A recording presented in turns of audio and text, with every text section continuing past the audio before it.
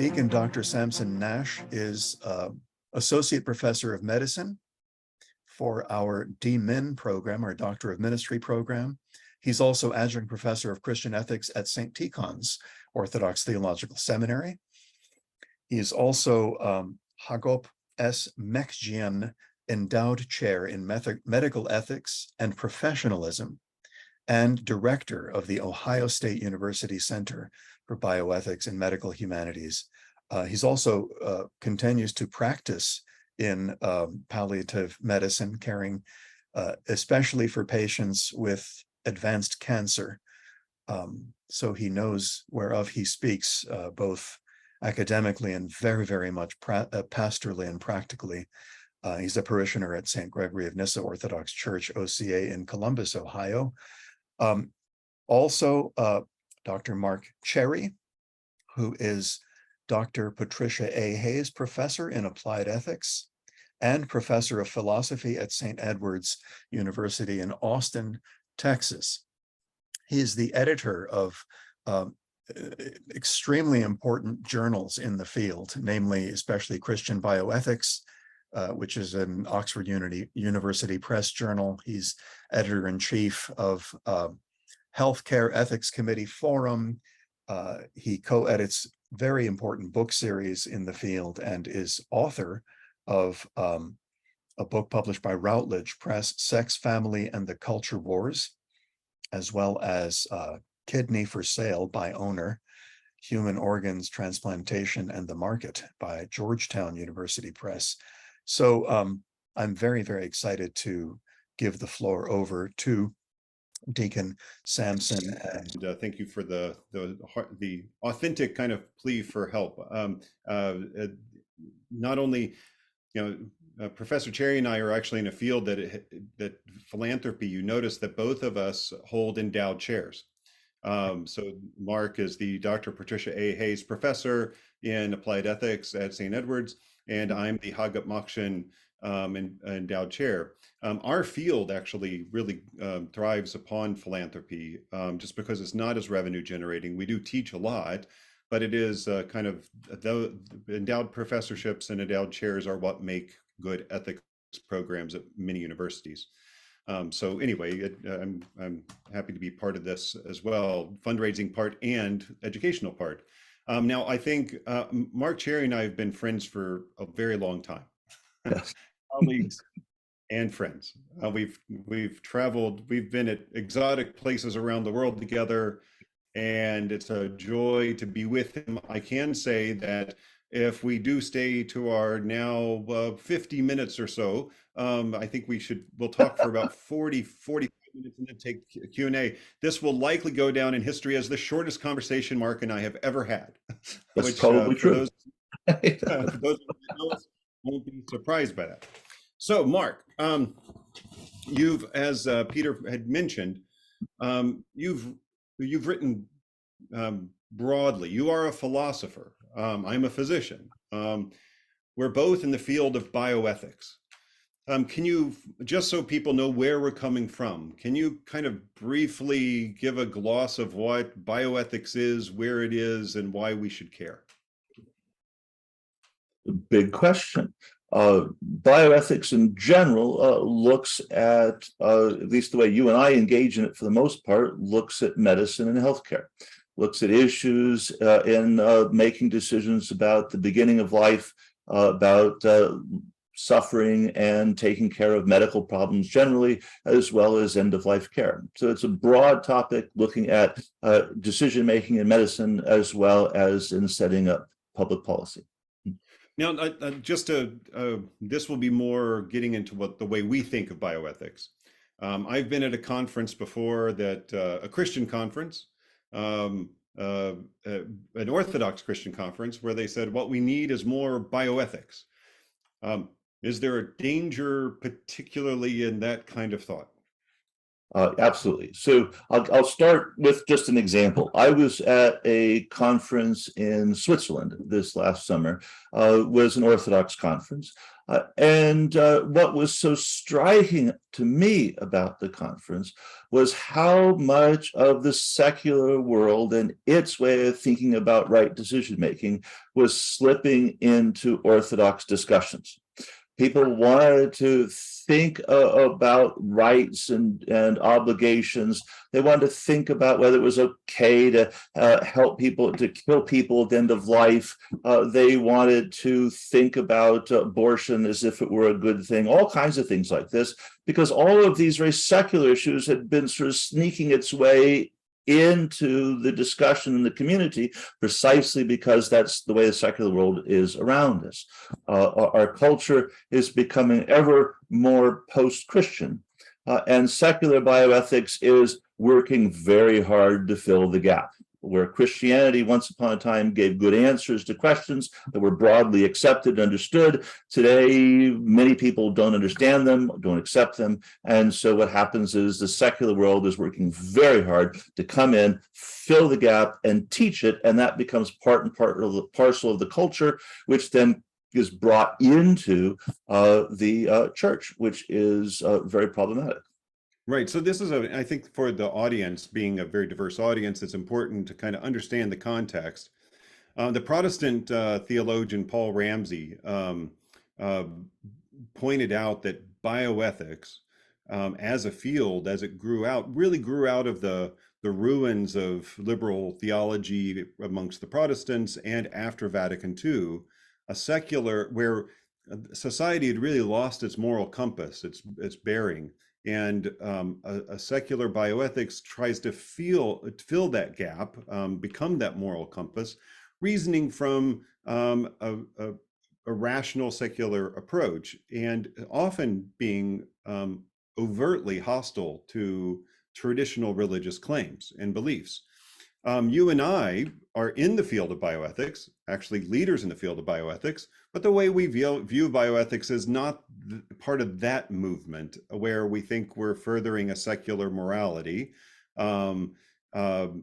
Instead, we're educating and describing the different bioethics, plural, the different ways of approaching bioethics, and we're criticizing in many times where we would disagree. And we're trying to bring however, I think you'll agree that it is important for Orthodox Christians to be aware, informed, and engaged in the kind of dilemmas and controversies of our era. The age of rise of medical technology and other issues, bioethics can inform that.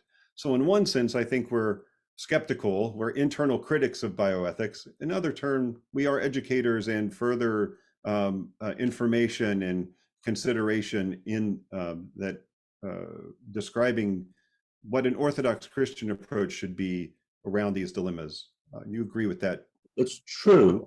My suggestion, though, is to be cautious, because bioethics presents itself as a field, and people get brought into it and educated as if this were a field that really understood moral truth.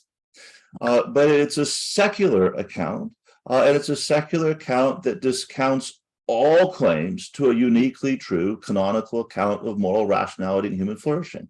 It is a secular account that is, in fact, immensely hostile to traditional Christianity. And it's a secular account that works very hard to, in fact, remove the language of traditional Christianity and insert its own, so that physicians, philosophers, everyday laymen just begin to think of the world in these very secular ways and think that it must be good, because after all, that's what the bioethicist said, as if the bioethicist were some kind of secular priest, and at the same time as if it were good because the law blessed it.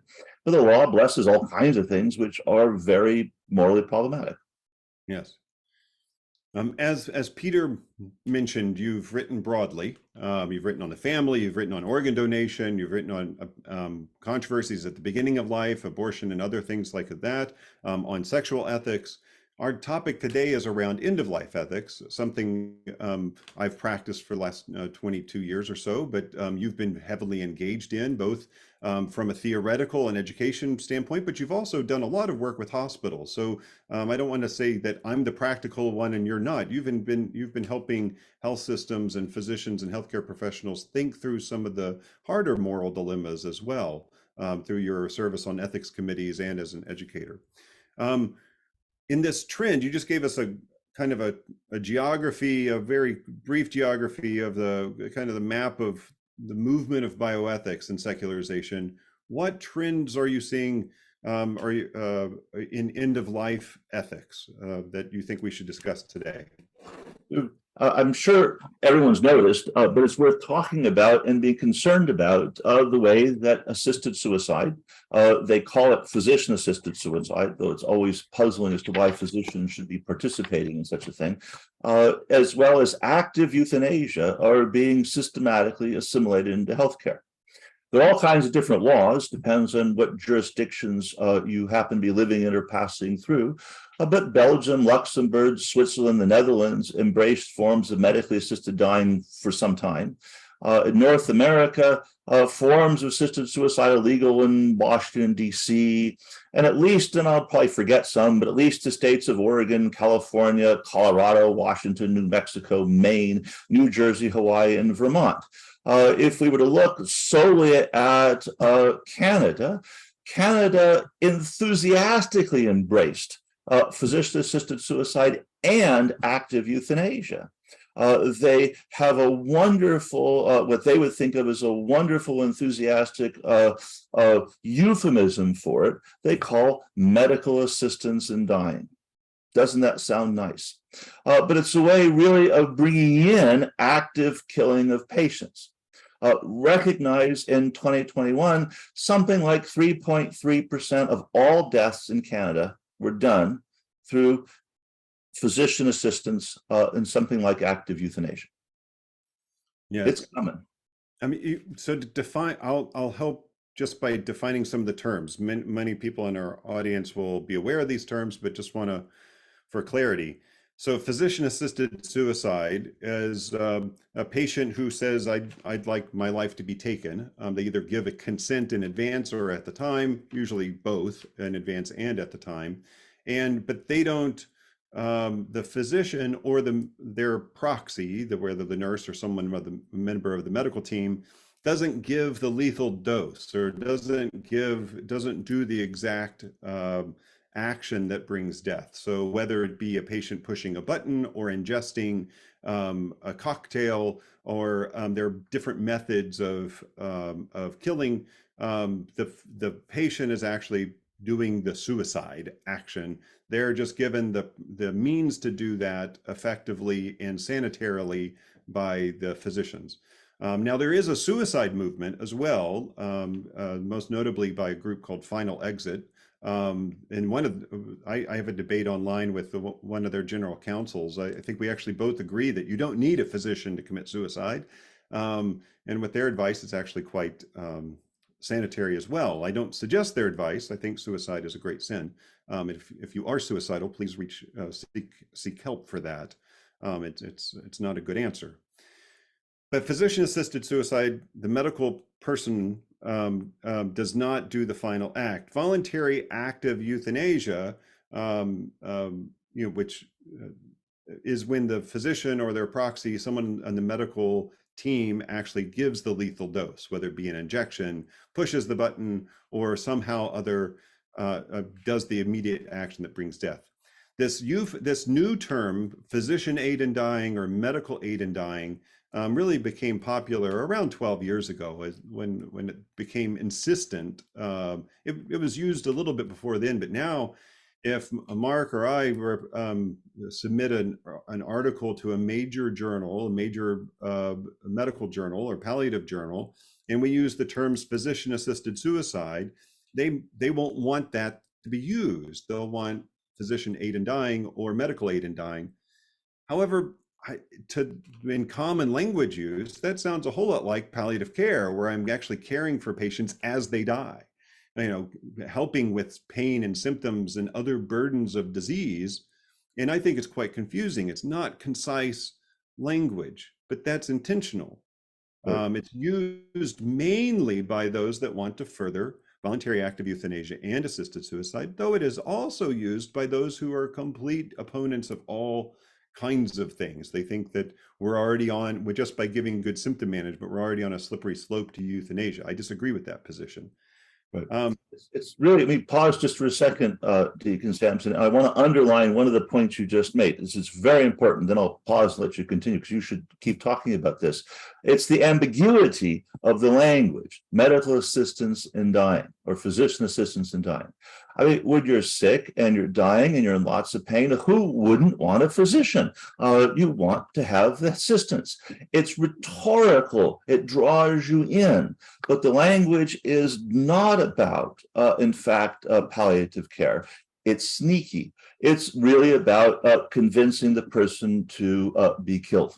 That's what it's about.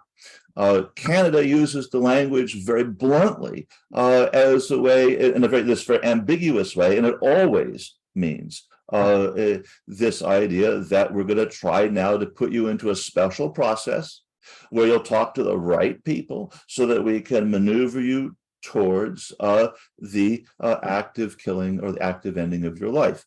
It is a very ambiguous term designed to cause real trouble. To move us in that way, very against Christianity, in trouble in that sense. Yeah, please. I'm sorry to have interrupted. Please. No, please interrupt.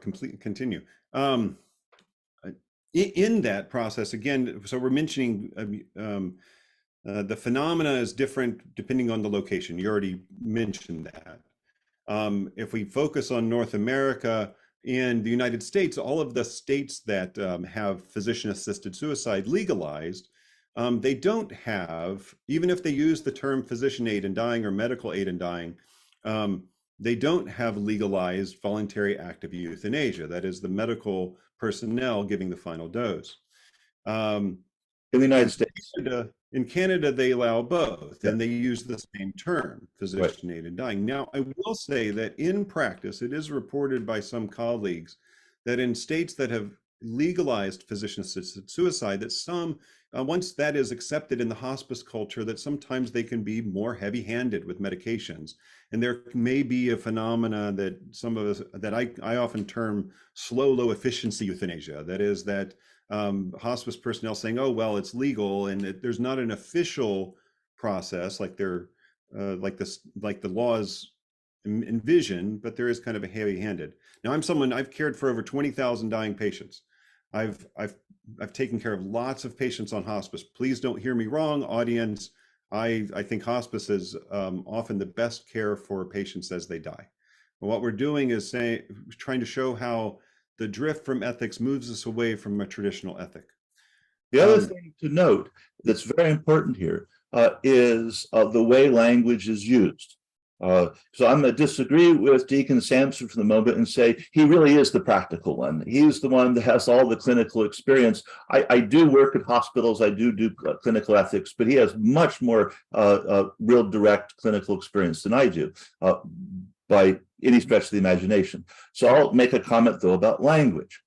The way this movement works is by trying to manipulate how we think about people who are dying. And so they'll start with this idea of you have a patient who is in horrible pain, who's dying anyway in a very short period of time, and shouldn't somebody do something to help that?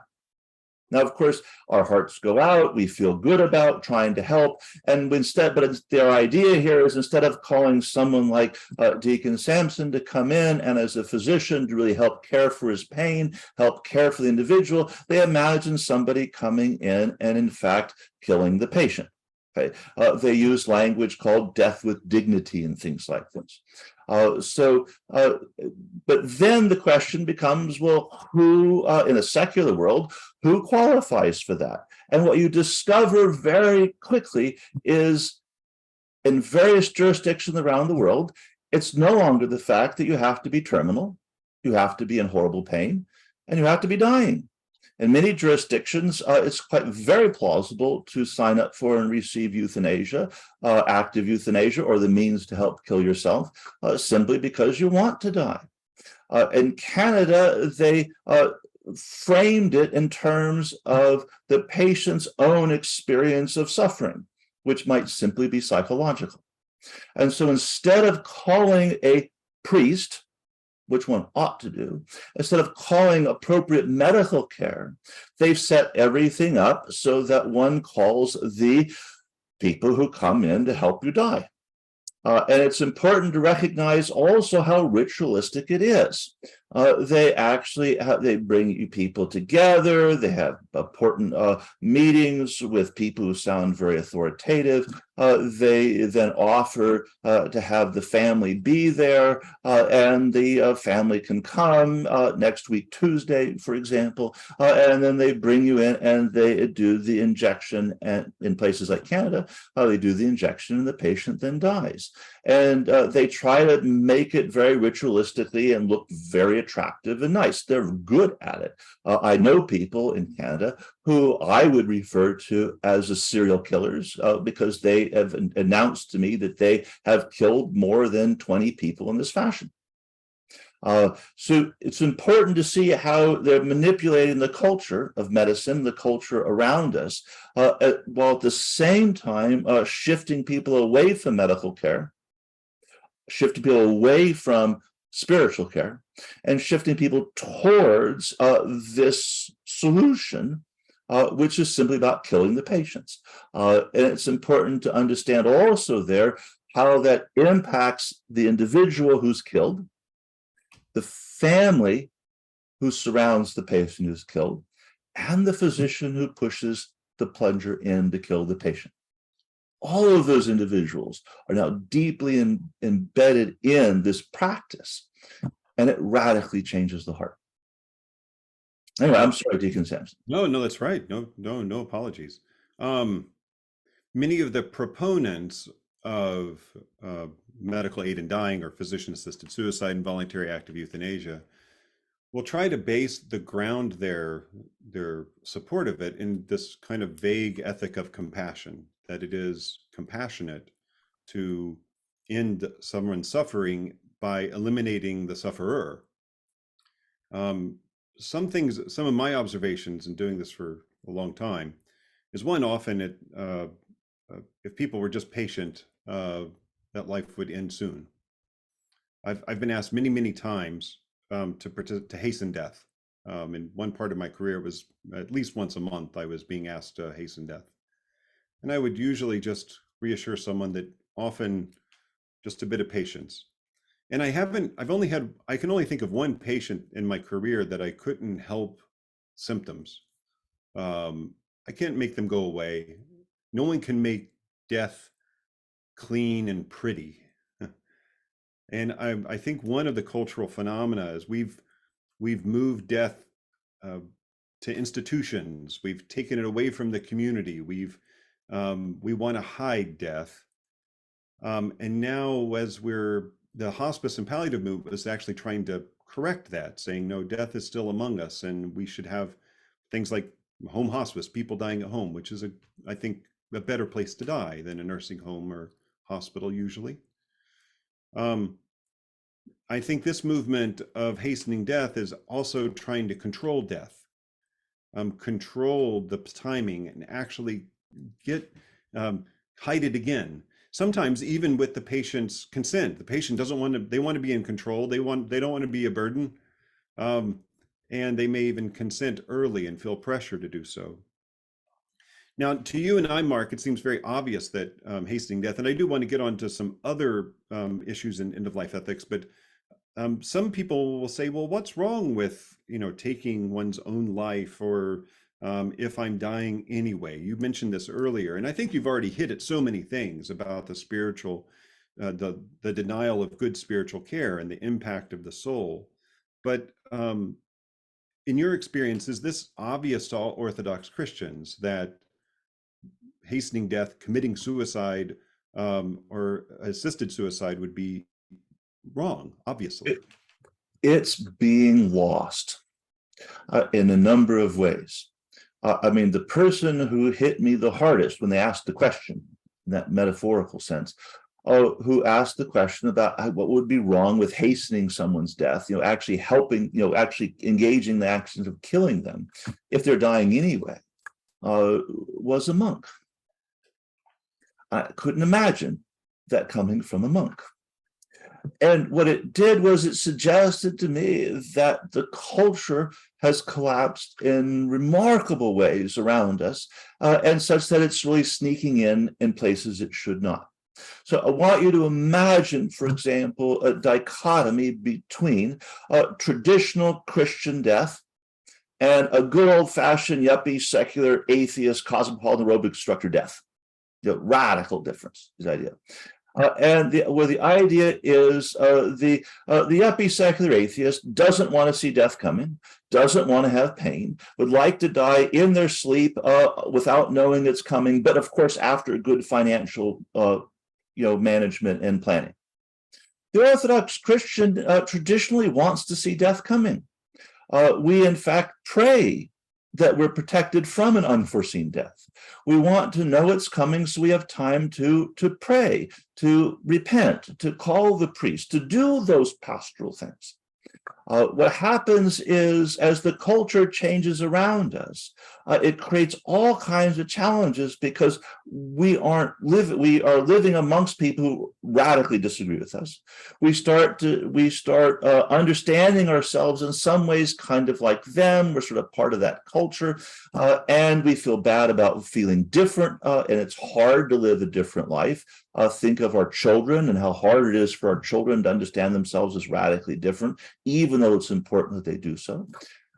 It starts to come into the parishes. So fairly recently, I had a nice conversation with an Orthodox Christian who is a parishioner in Canada. And I asked him, how is this being impacted? How has it impacted your parish? And he responded with, it's coming in. He said that people talk about it.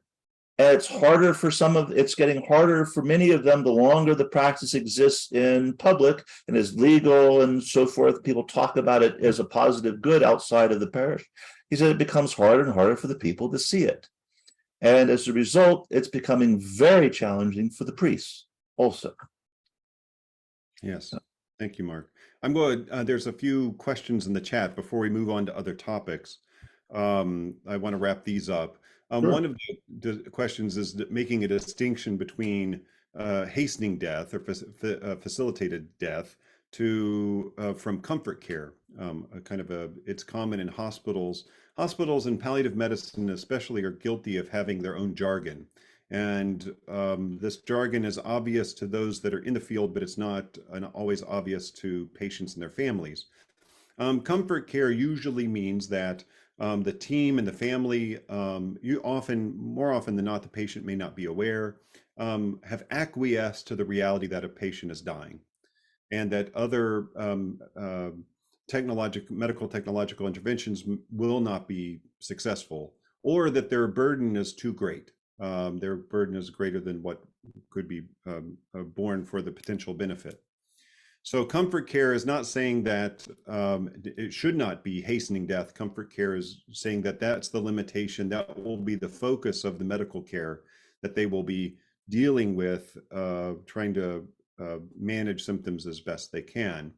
So they're not completely related. And if comfort care, if good symptom management is done responsibly, it shouldn't hasten death. Actually, the data show the opposite, that patients that are in distress often die faster, and good pain and symptom management can often help patients live longer. There is this phenomenon of maybe being overly heavy-handed, but there's also a phenomenon of kind of the last dose phenomena. That is, patients that are getting medicine and who are dying will die, and they will have a dose of something sometime before, and that it's not necessarily so that it was that dose that killed them. They were dying. So it is sometimes to the observer, it's a difficult thing to parse out. I do think the same question asks about our understanding of suffering. And Mark, I'll bring you in for this, but I do think suffering is necessary for salvation. And I think suffering, even physical suffering, as you know, I broke my neck 6 years ago and had a lot of broken bones and was very sick for a long time. And I know that I gained quite a bit from that. I pray that maybe I can regain it. But the experience of suffering, I think, can bring clarity and humility to the soul. At the same time, I don't think it is necessarily so that all physical symptoms have to be endured. If one can endure them with a blessing and they're not doing it out of pride, then that can happen. We know in history of the world, not everyone has access to the kinds of medicines and technologies we have. What are your thoughts on kind of salvific suffering and whether symptoms should be managed at the end of life? If you can comment on that some. So first, let's go back to Saint Basil the Great. Saint Basil the Great says, reminds us that doctors give us mandrake to help us sleep and opium to dull violent pain. Opium, good drugs, right? He talks about giving good drugs, and he says this is a positive thing. He recognizes it as something that we probably ought to do. Now, the idea isn't to dull you into insensitivity, so insofar as you don't need to do that, but the idea is, in fact, to take care of pain when it's appropriate. What St. Basil does is he takes all of medicine and he places it into a Christian context, understanding that the goal of medicine isn't just to live forever. It's not about that at all. It's about helping to affect our lives as best we can to help orient us towards God. Suffering can be salvific insofar as it's approached properly, insofar as it's not too much for one to bear, and insofar as one can orient it the right way. But that doesn't mean it's obligatory to put up with either.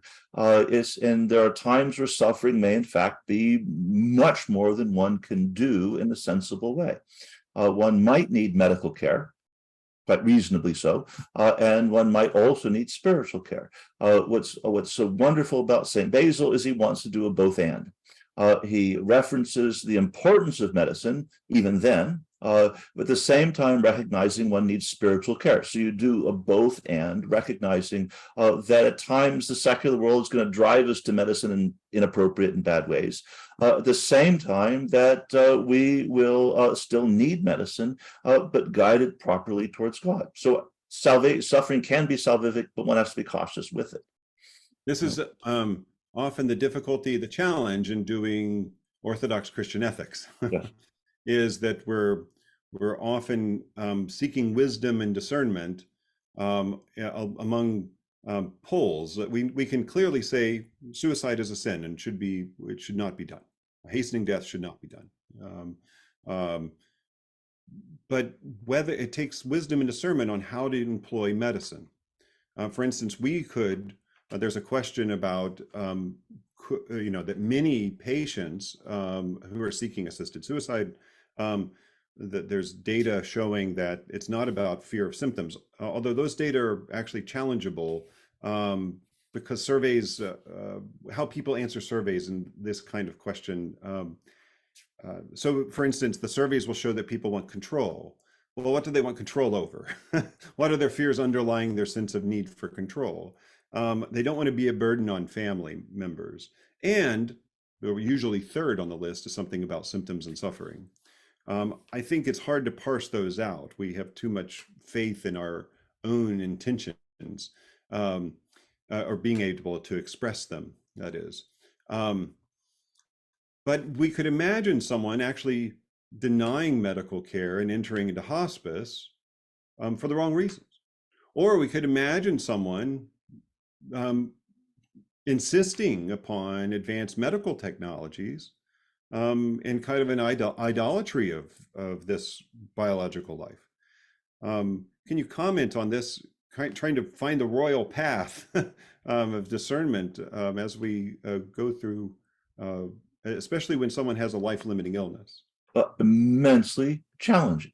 That's why we do a careful both and, right? We need medical care, but we also need good spiritual guidance. One should have a good relationship with one's priest to help one orient and make appropriate choices with regard to medical care, especially at the end of life when these things are so challenging. Because it can be appropriate, absolutely appropriate, to step back and say, enough already, y'all. I had enough medicine. Thanks. It's time to quit. It's time to go to God. It's time to give up this life and all of its pleasures and all of the wonders and instead go to God. That can be a totally appropriate thing to decide. But it's the kind of thing that one needs to do carefully with one's priest and with real discernment. One needs those kinds of discerning characteristics. And the church historically has understood this. It does not require medicine always at all times to the limit, just doesn't. At the same time, it doesn't say no medicine at all.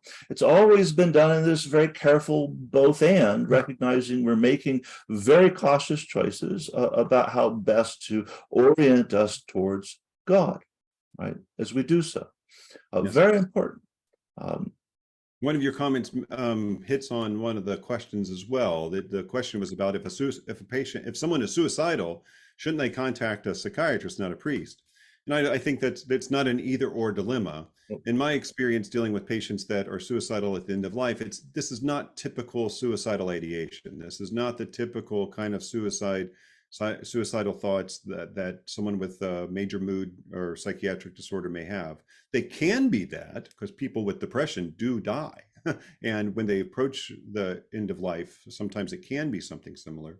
But there's somewhat different motivations. And I would say the suicidal patient with psychiatric illness should also contact their priest.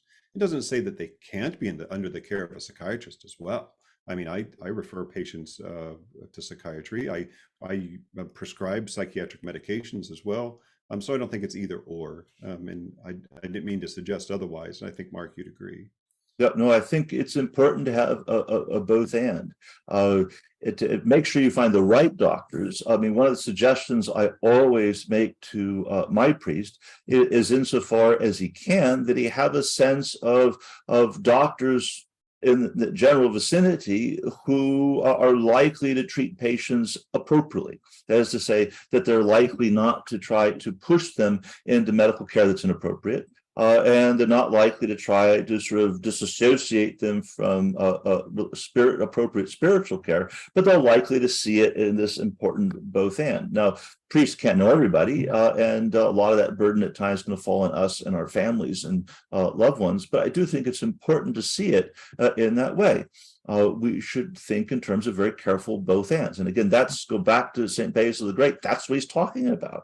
And at the end of the little quote that I started, he says, but be careful. To put the hope of your health in the hands of the physicians is the sign of an irrational animal. And there he's not making a joke about the quality of medical care at the time. He's drawing you back one more time to the way in which this is about the salvation of your soul. This is not just about this life and your health. So it's important to see it in those challenging, complex ways, which is not easy. Yes, thank you, Mark. There's a host of other questions, and I will respond to one. One is basically, should we have compassion to those that are seeking this, that although we can put the guardrail up, that we Orthodox Christians should not engage in that. Matter of fact, no one should, not because we are legalists saying that God says, thou shalt not kill, therefore. No, it's like Mark was mentioning, that this does great harm to the soul. Not only the patient, but the family and the health providers that are engaged in this. And that care of the soul is not just, a juridical innocence versus guilty. The Orthodox view, actually brings sickness to the soul. Also how it corrupts people, how radically corrupting it is. What the laws are doing in Belgium and Oregon and Canada is they're saying that there are some people whose lives aren't worth living. Yes. They're saying that these are people who shouldn't live because they have too much suffering, because they have psychological pain, because they have physical pain, because they're dying sometime soon anyway. And it carves out that group of people and publicly announces these aren't people who should live. And it often does it in a context in which medicine is very expensive.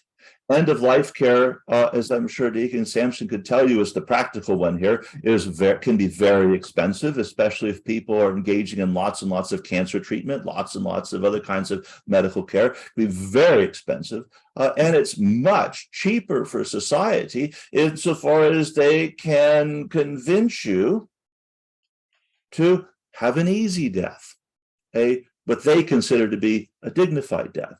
Now, notice how that absolutely corrupts who we are, absolutely corrupts our culture, absolutely corrupts physicians and medicine. And it says that a doctor should accept, as part of the attempt to care for a patient, that they kill the patient. That's immensely corrupting. Anyway, I'm sorry, I interrupted you, Deacon. No, you're answering the questions that I posed. So someone again asked about how do you respond, and I think you do respond in empathy. I teach physicians that if they're asked to hasten death, that you sit down and you ask why. What are your concerns? And you try to show caring and compassion. Now, some will keep going and try to find the physician that will help them hasten death. But I think the Orthodox Church, and Mark's alluded to this, what secular society, we long for ritual, we long for liturgy. We are liturgical beings, worshiping beings. And in the absence of what the church provides around the end of life, people do replace it with other things. One of those is, I'm going to do it my way. I'm going to have control at the end of life. And so I think that when we're facing this, I think we just show that the church's way is better. Mm-hmm. It's not just a prohibition, it's that this is actually better for souls. There's a very big difference in a grieving family, grieving for grandma who died from cancer versus grandma who had herself killed.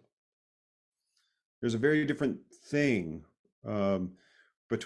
before, asking, are you sure you want us to give you the dose, versus praying the prayers of the departure of the soul before the repose of a penitent.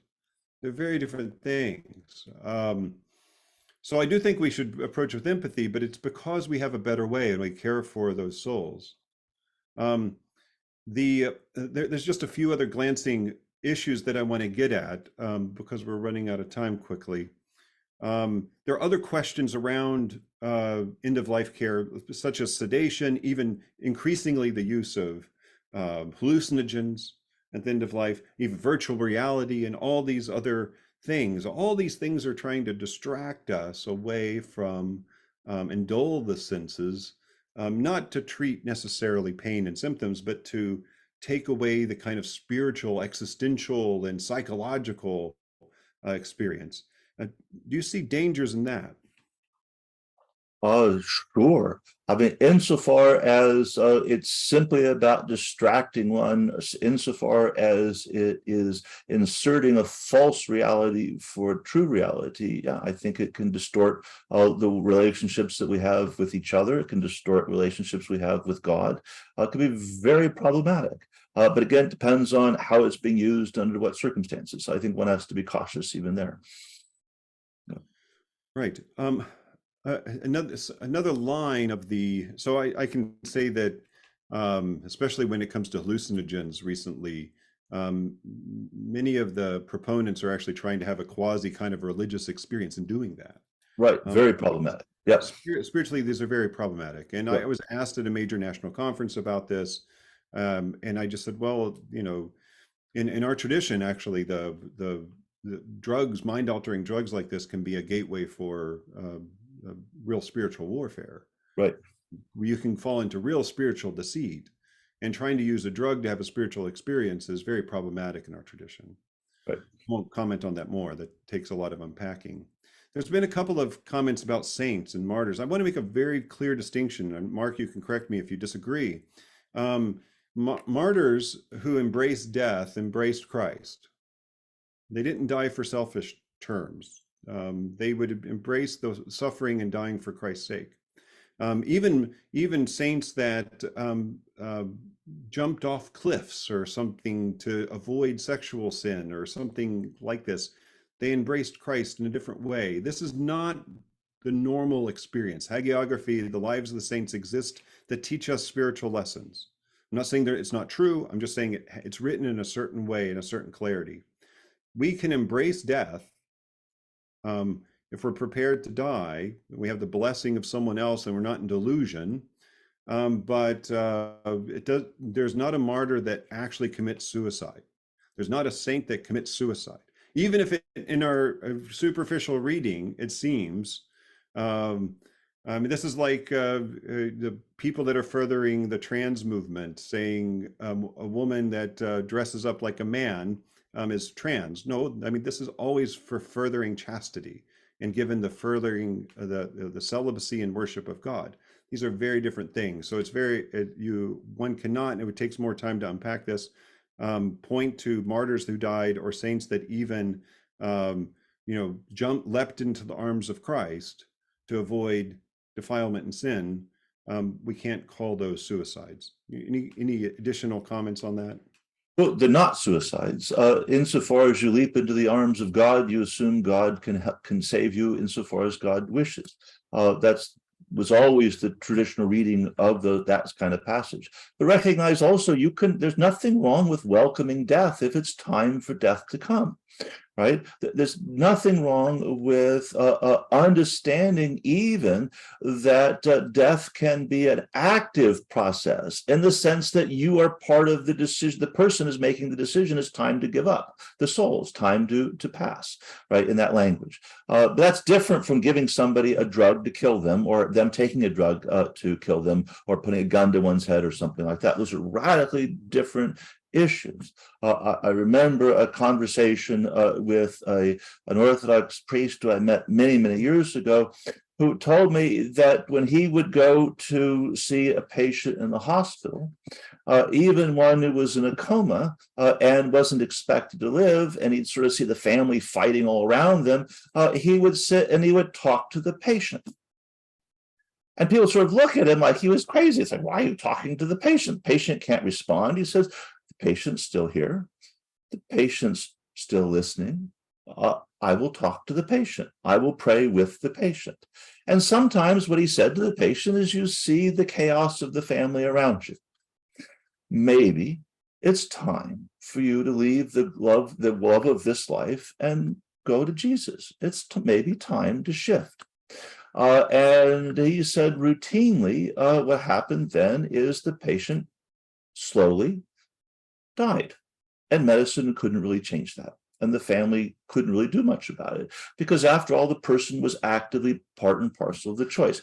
No suicide there at all, just a recognition that this life was done and it was time to move on to the next. In clinical consults, I distinctly remember one time I had 3 daughters who were fighting over how to take care of mom, who was not in a coma, but was not non-responsive essentially, and they, one wanted to keep doing all medicine possible. The others wanted to say no, it was time to stop. It was really hard to know how to proceed. I suggested they talk to their mother, and they sort of looked at me like I was crazy. But these were Christian women; they weren't Orthodox, but Christian women. I said, "Surely you understand Jesus is there. Surely you understand Mom is there. Talk to your mother. Ask her what she wants." That turned out to resolve the issues, in a very important way. And it was a very serious conversation they had with their mother, and could see it in a very cautious and very careful religious fashion. The hospital didn't understand it, but that doesn't matter. They did. Yes. So as we're wrapping up in time, and I see Peter's turned his video on. Mark, you've written on the family quite a bit, and you just talked about the centrality of the family around these decisions and the bearing one another's burdens as we approach end of life, with ourselves or with loved ones. There's a lot of things. I know even before I was Orthodox, I was a physician. I converted in my adult life. Seeing an Orthodox parishioner die was a really a remarkable thing. The priest came, knew what they were. It always seemed like a community or a family that knew what they were doing. From the time of sickness to the time of burial, things seemed to be like there was this true ritual. It seemed so right. It was actually one of the things that drew me to Orthodoxy. Can you comment on the family and the changes that you see in the family and the loss of that kind of the rightly oriented ritual around end of life? And what should we do? What should a family member or someone who has illness, what should they remember as they approach that time?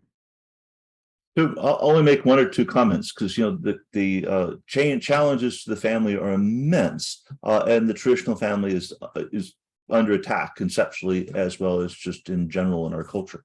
But the importance of the role of the family is key.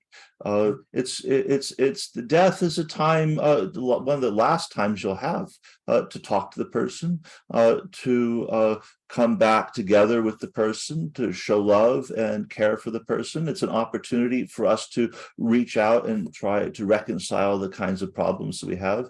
It's important to have a priest who can help with these kinds of issues.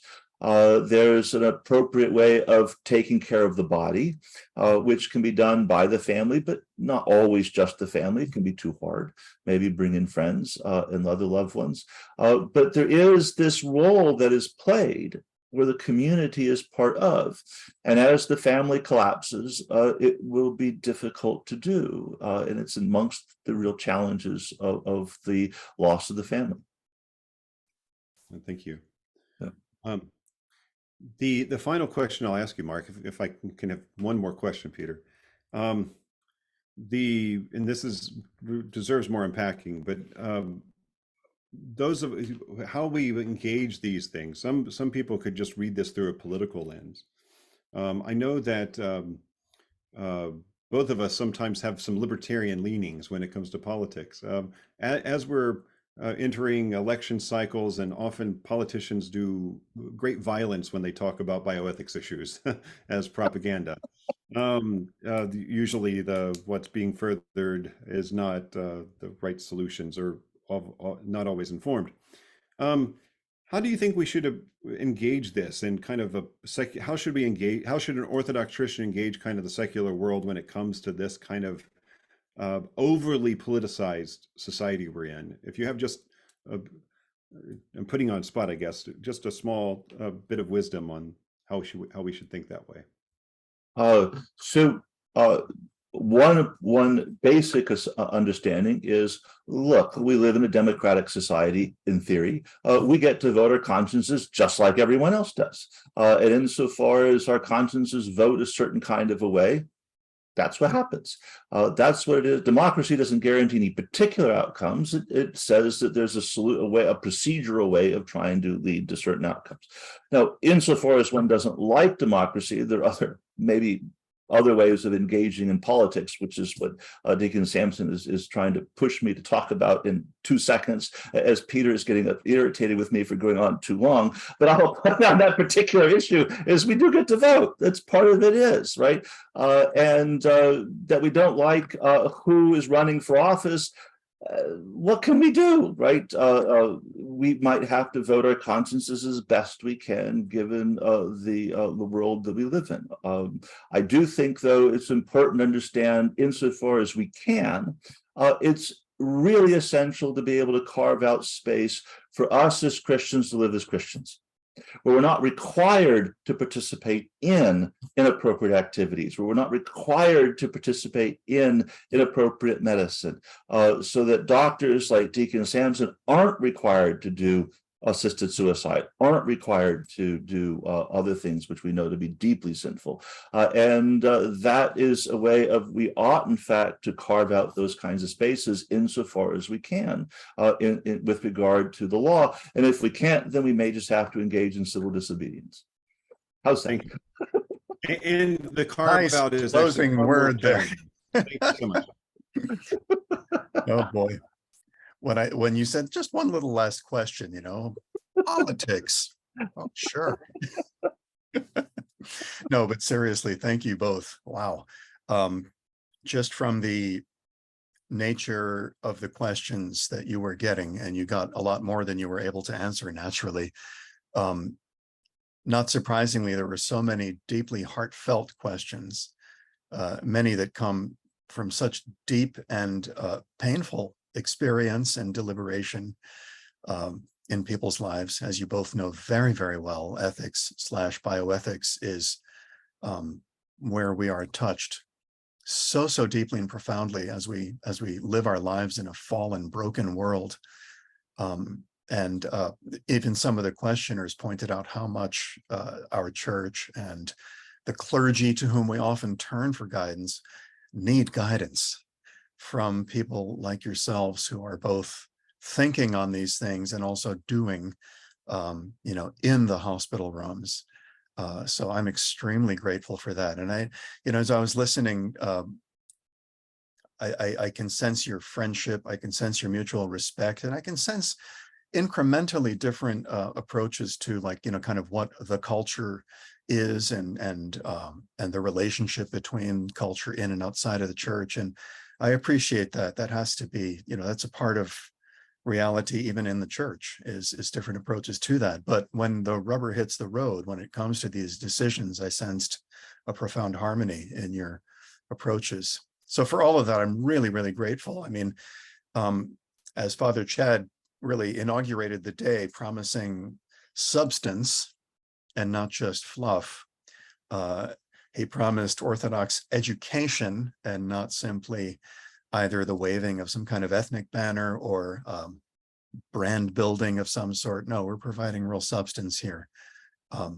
So thank you both, and we're on our way to another substantial conversation between two beloved people. But on the way to that, you know, friends, there are almost 200 of you listening live right now.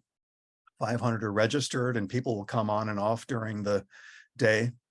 But it's actually time to show us that you care. Show us that you're here. Whether you agree with absolutely everything that's being said or not, show us. And certainly, I'm not being hyper pious when I say we need your prayerful support. We need your engagement, whether you love us or have troubles with us, feel we are too lenient or not lenient enough, whatever. We need your prayerful support, and we need your financial support. It's time to really ask for that in a substantial way. To go to svots.edu/give